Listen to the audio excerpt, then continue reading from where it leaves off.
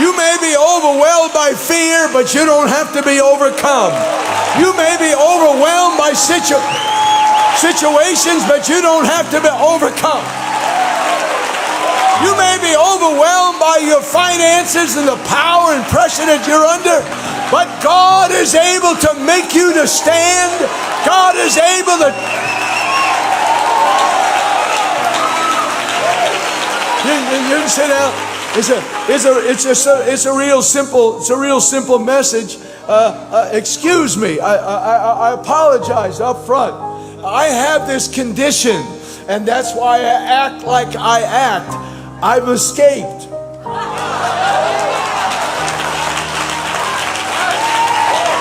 I escaped sin. I escaped Satan. I escaped being drunk. I escaped.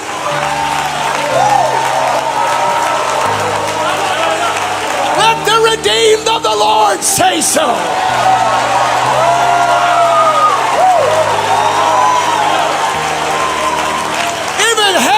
Been for the Lord who is on our side. I was in Cleveland last week preaching for a whole missions church that had 8 people, and I preached like there was 8,000, because the amount of people doesn't matter. I'm going to go a little bit further right now, and it's not the messenger, it's the message. We may have our favorite speakers, but we've got a God who is on our side. Every promise of God, ready, is not self-fulfilling. I don't care what they teach you in Bible school or headquarters or any place else. You can be pregnant with promises of God and die outside the promised land.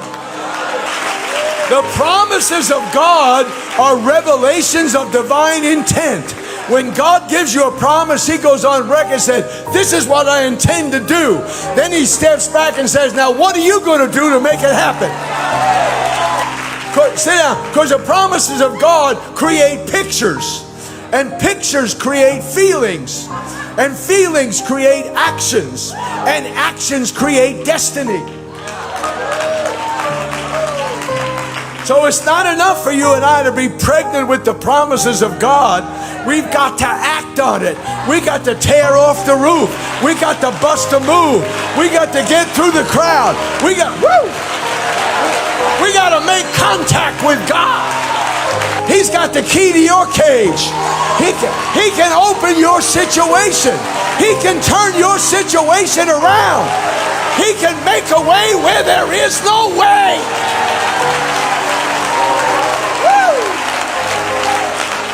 I wish somebody would shout back to me, if it had not been the Lord who is on my side.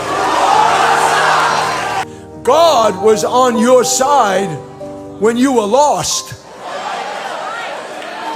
God was on your side when you were doing drugs, when you were a drunk, when you were a thief, when you were a liar, when you were immoral. Now, you can sit there all you want to.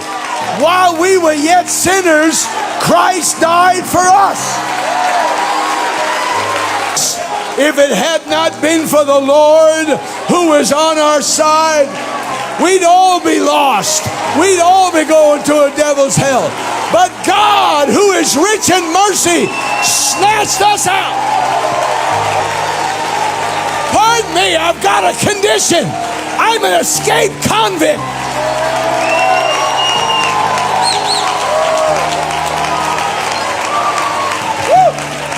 The devil thought he had me, but I got somebody that can open the cage. He can open the cage and bring you out. Said the snare has been broken and we are escaped. And people who are escaped rejoice. They clap, they sing, they dance. They don't apologize for their emotions. They're happy to be free. You serve a God that is saying to you right now in this conference, if you want to, you can start doing what you once dreamed of.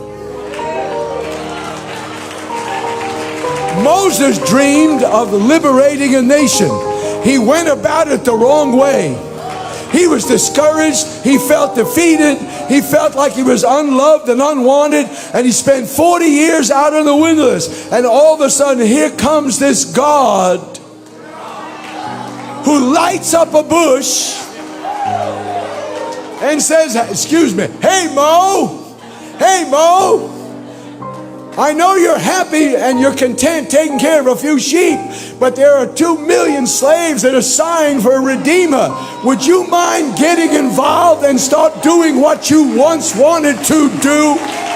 Don't let the devil tell you your dream cannot resurrect. Your dream can resurrect.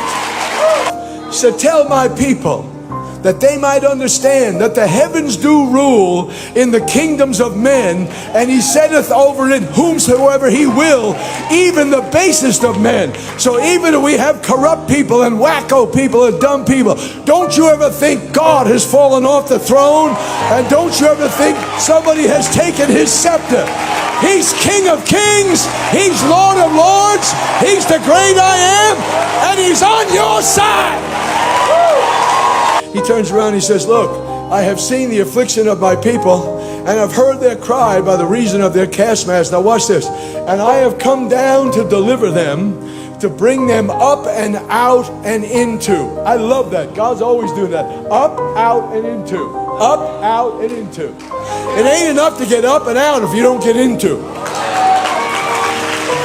I just wonder, anybody in this place, you can look in your life and remember when God stepped in between you and the situation that wanted to take you out. The devil is a liar. He cannot have you. Greater is he that is in you than he that is in the world. Let me tell you, the God that you're serving has got so much power that he can kill what's trying to kill you. He can destroy what's trying to destroy you. He can stop what's trying to stop you. I wish I had a witness. If it had not been for the Lord who was on our side. See, God loves dingbats because he can transform dingbats into disciples. He's the original trash man. He can take trash and transform it into treasure. He can recycle messed up people and make them into children of God. You don't know like I know. I'm an escaped convict. I'm an escaped convict. I got to praise him. I got to worship him. I got to dance. I got to make a joyful noise. He brought me out of the miry clay. Miriam whips out that tambourine. Read it. It's in Exodus. He said, and she took a tambourine and she got a hold of the ladies. And I don't know whether they had a victory march or just a march, but they started throwing down. And those ladies started dancing. You know why? Because the God who comes to your rescue has a right to receive praise and worship. It's not emotion, it's thankfulness. It's being grateful. When I think of what he's done for me, I got to dance.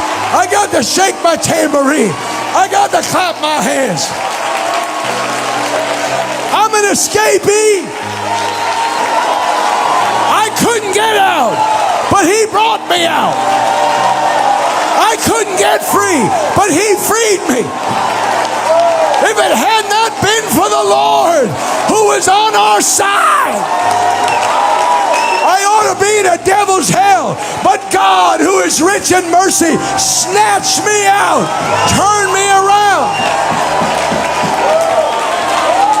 set my feet on the solid rock, put a song in my mouth, even praise unto God.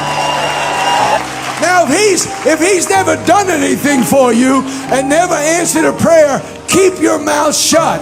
But if he ever made a way, if he ever answered a prayer,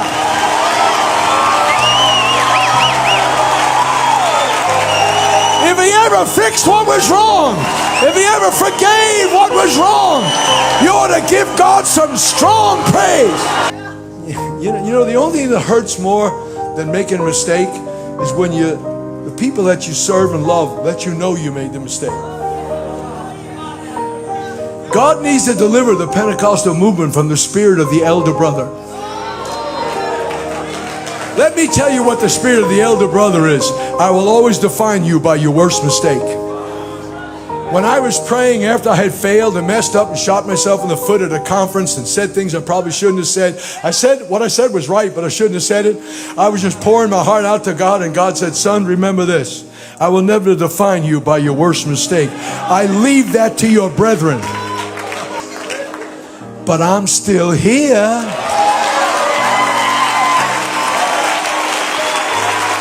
And I'm still preaching, and I'm still praying, and I'm still believing God. From Zechariah chapter 2, verse 8. He said, thus saith the Lord, after the glory that he has sent me unto the nations which spoiled you. Here it is.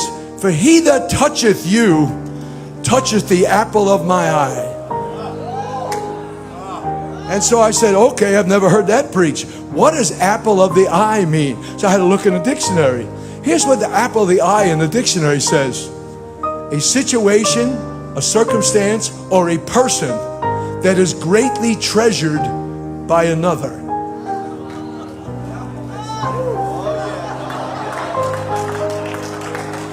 You better get your mouth off me. God's in love with me.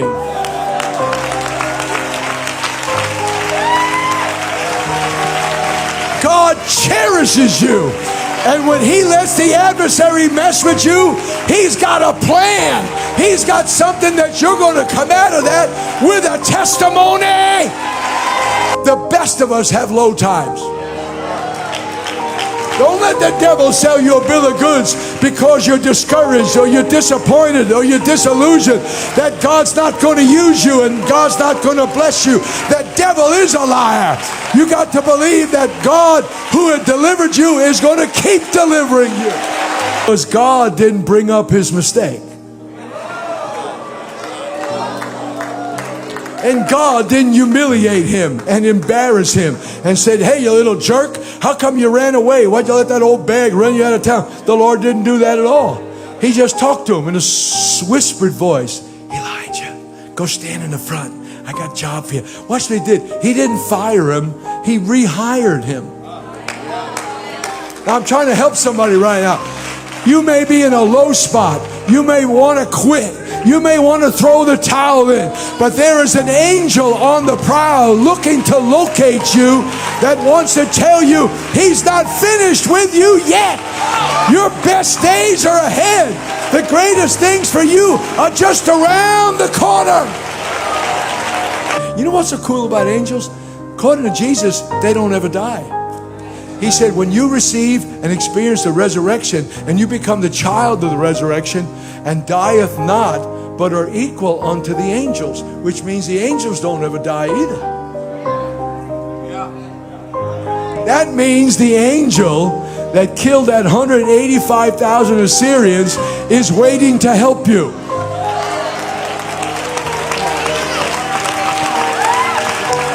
I mean, the angel that fed Elijah is waiting to help you. I mean, the angel that stood with Paul during your Rockledon is ready to stand with you in your deepest, darkest storm. I'll just end it with this. If God be for me, then who and what can be against me? Greater is he that is in me than he that is in the world. No weapon formed against me shall prosper. Nothing can separate me from the love of God. Please accept my disclaimer. I'm an ex-con. I'm an ex-convict. I'm an ex-liar. I'm an ex-cheat. I'm an ex-robber. I'm an ex-jailbird. I used to pack a gun. I used to rob places. I was a bad boy. I was a pool hustler. I was a whoremonger. I was a horrible person. And so I had done all that junk in my whole life. So because I am an ex-con, I have no time to judge you.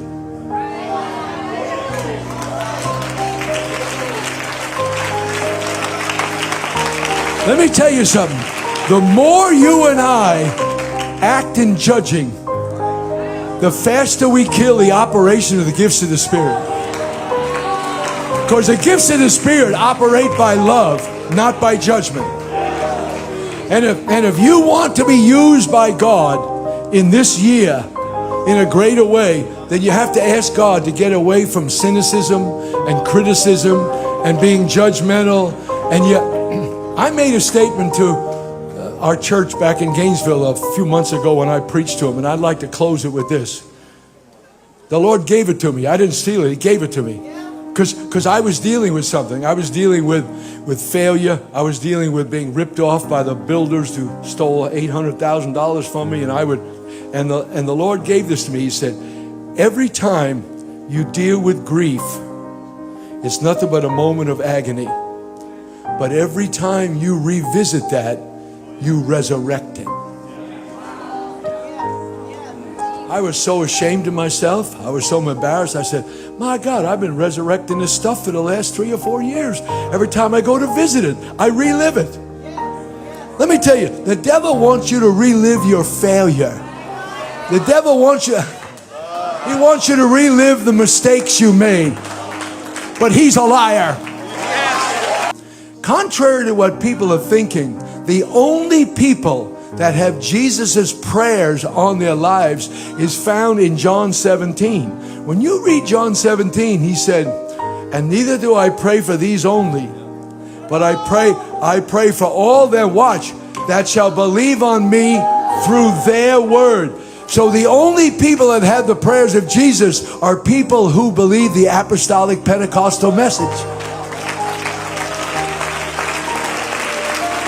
So there's no reason for you to be discouraged. There's no reason for you to be defeated. Why?